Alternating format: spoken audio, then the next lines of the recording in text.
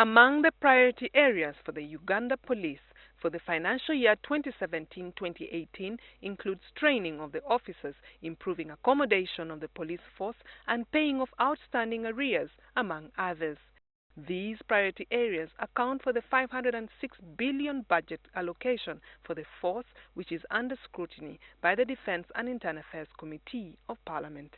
MPs on the committee queried the 44 billion shillings for crowd and mobile patrol, which they say is huge and instead should be cut to boost the salaries of police personnel. Madam Chairman would think that we think of cutting money for tear gas here, public order management operations. You see, in Uganda, I've never seen a police officer eating beef. I've never seen it. Whenever you find, yes, I've never seen it. I normally meet them. They offend them. No.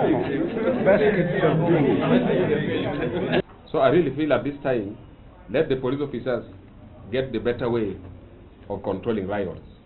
Not every time buying tear gas, whereby the effect we even don't know. The army are going to increase. They have been provided with resources of increasing the soldiers and the Madam Chairperson. We are all members of the armed forces. So if you treat one part and you leave others, the reaction may not be the best. So it's up to this committee that you head a pass to ensure if they increase there, we'll all be. I think we should pull our socks and do much better.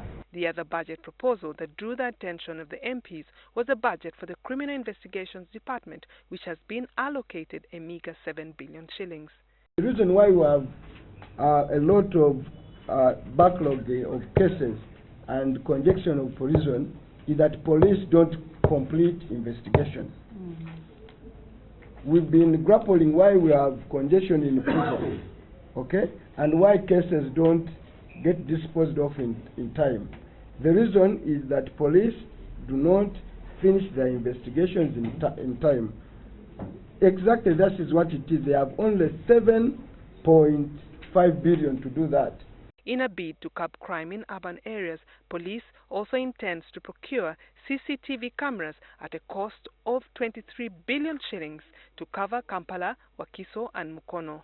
Shadow Internal Affairs Minister Mwanga Chivumbi says this is uncalled for given circumstances surrounding the purchase of the 2007 Commonwealth Heads of Government meeting CHOGM held in Kampala. I want to be told, one, where you really utilize those cameras. You spend so many billions of shillings to put these cameras. And to tell you the truth, I'm a very active person around Kampala. When these so-called militia groups, the Chifes, the Nani, were ravaging Kampala, these cameras were bogus and useless. I just want to stop at that, and I don't think I can say more than that. They are not useless, but they are not enough.